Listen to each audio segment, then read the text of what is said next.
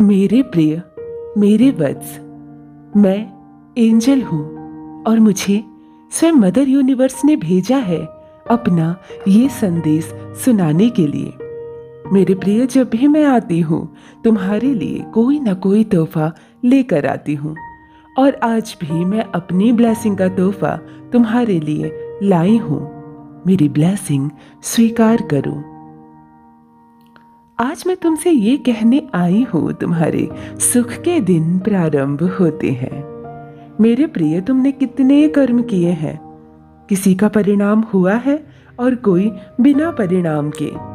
तुम्हें पता भी नहीं चलता तुम्हारा भाग्य कब करवट ले लेता है। कभी अचंभित हो जाते हो अपने जीवन को देखकर और कभी दुखी। कभी तुम्हें ऐसा लगता है जैसे तुम्हारी पुकार सुनने वाला कोई नहीं और कभी कभी प्रसन्न होकर ये कह उठते हो कि मैं भाग्यशाली हूँ।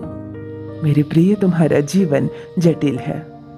कुछ बातें बहुत सरलता से समझ में आ जाती है और कुछ बातें कभी समझ में नहीं आती।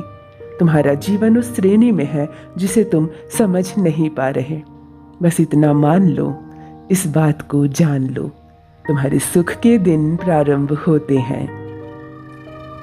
अब तुम्हारी तपस्या खत्म होती है, प्रतीक्षा खत्म होती है, कठोर परिश्रम वाला समय खत्म होता है।